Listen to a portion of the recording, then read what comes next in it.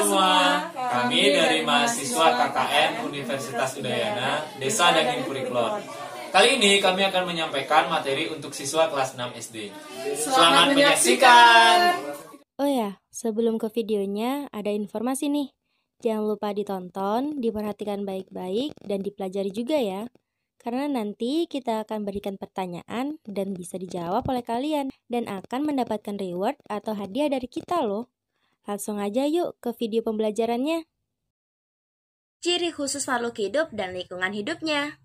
Adaptasi dan ciri-ciri hewan. Ciri-ciri makhluk hidup antara lain bergerak, bernafas, berkembang biak, tumbuh dan berkembang, memerlukan makanan, memerlukan air, memerlukan suhu tertentu, peka terhadap rangsang, dan mengeluarkan zat sisa.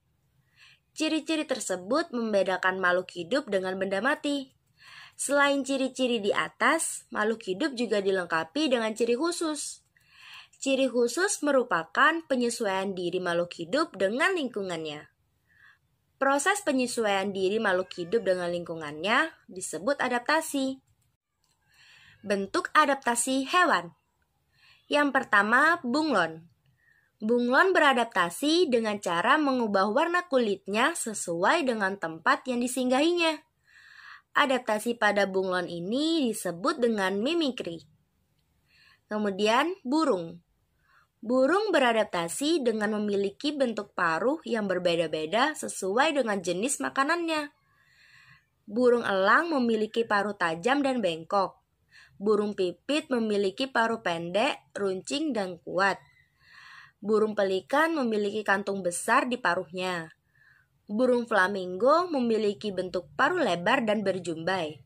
Dan burung kolibri memiliki paruh panjang dan runcing. Selain paruh, kaki burung juga berbeda sesuai tempat hidupnya. Kemudian, ular. Ular memiliki susunan rahang yang melekat secara longgar dengan susunan tulang pada rangka kepalanya. Susunan rahang seperti ini memungkinkan ular menelan mangsa yang lebih besar darinya. Selain itu, ular juga memiliki cairan pencerna yang mampu menghancurkan makanan. Kemudian, katak. Katak melakukan adaptasi dengan kamuflase atau penyamaran, seolah tubuhnya beracun adalah trik untuk menghindar dari predator. Selain itu, katak memiliki lidah yang panjang dan melekat sehingga mangsa tidak dapat berkutik. Kemudian, kucing. Kaki kucing memiliki lapisan empuk dan tebal yang berguna untuk menyembunyikan kukunya, sehingga musuh tidak mendengar ketika didekati oleh kucing. Dan adaptasi kucing lainnya adalah mata kucing. Jika pada malam bersinar untuk dapat melihat dalam gelap. Kemudian, kelelawar. Kelelawar beradaptasi dengan memiliki pendengaran dan penciuman yang tajam. Kelelawar menggunakan suara untuk menangkap serangga dalam kegelapan. Kemudian, cicak.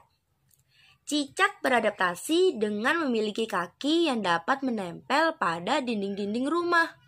Selain itu, cicak memiliki lidah yang panjang untuk menangkap serangga. Dan cicak mampu untuk memutuskan ekornya untuk mengelabuhi musuhnya. Kemampuan ini disebut dengan autotomi. Kemudian bebek. Bebek beradaptasi dengan bentuk paruh dan kakinya. Paruh bebek berbentuk datar dan tumpul. Hal ini untuk menyaring makanan dari air. Bebek memiliki bentuk kaki pendek dengan 3 jari yang berselaput menjadi 1. Selaput pada jari bebek berguna untuk berenang. Selanjutnya, bentuk adaptasi tumbuhan. Yang pertama, pohon cemara. Pohon cemara memiliki adaptasi pada lingkungan yang panas dengan bentuk daun yang runcing. Daun yang berbentuk runcing berfungsi untuk mengurangi penguapan. Kemudian, tumbuhan teratai. Tumbuhan teratai beradaptasi dengan lingkungannya dengan memiliki daun yang lebar dan tipis. Hal ini berfungsi untuk memperbanyak penguapan. Selanjutnya, tumbuhan putri malu. Tumbuhan putri malu memiliki ciri khusus pada daunnya. Daun putri akan mengatup apabila tersentuh sesuatu. Hal ini membuktikan putri malu beradaptasi dengan rangsang sentuhan. Kemudian kaktus. Kaktus beradaptasi dengan lingkungan panas dengan memiliki batang yang tebal dan berlapis lilin. Batang kaktus yang tebal berfungsi untuk tempat persediaan air. Lapis lilin pada batang kaktus berfungsi untuk mengurangi penguapan, dan pada batang kaktus juga terdapat duri sebagai pelindung diri. Kemudian kantung semar. Kantung semar beradaptasi dengan mengeluarkan bau yang menyengat untuk menarik serangga. Dan dalam kantung pada tumbuhan ini memiliki cairan yang berguna untuk mencerna serangga yang masuk ke dalam kantung. Kemudian tumbuhan bakau. Tumbuhan bakau memiliki akar tunjang sebagai bentuk adaptasi bakau terhadap lingkungan pantai. Akar tunjang berguna untuk menopang tubuh bakau agar tetap kokoh. Kemudian, perkembangbiakan makhluk hidup. Pertumbuhan dan perkembangan pada manusia. Pertumbuhan dan perkembangan. Makhluk hidup mengalami pertumbuhan dan perkembangan. Pertumbuhan merupakan perubahan dari kecil menjadi besar dan tinggi, disertai pertambahan berat. Perkembangan merupakan perubahan struktur dan fungsi organ tubuh makhluk hidup. Secara sistematis, pertumbuhan manusia melalui tahapan bayi, balita, usia sekolah, remaja, dewasa, dan tua. Kemudian, perkembangan fisik pada manusia. Perkembangan fisik pada anak laki-laki dan perempuan tidak sama. Perkembangan fisik anak laki-laki dan perempuan dapat diamati pada usia sekitar 12 tahun. Perkembangan yang dapat diamati meliputi suara, tumbuhnya rambut, pertumbuhan organ kelamin, dan perubahan fisik. Kemudian, makhluk hidup berkembang baik untuk mempertahankan jenisnya agar tidak punah. Tumbuhan berbiji berkembang biak secara generatif atau kawin, dan vegetatif atau tidak kawin. Bunga merupakan alat perkembangbiakan generatif pada tumbuhan berbiji.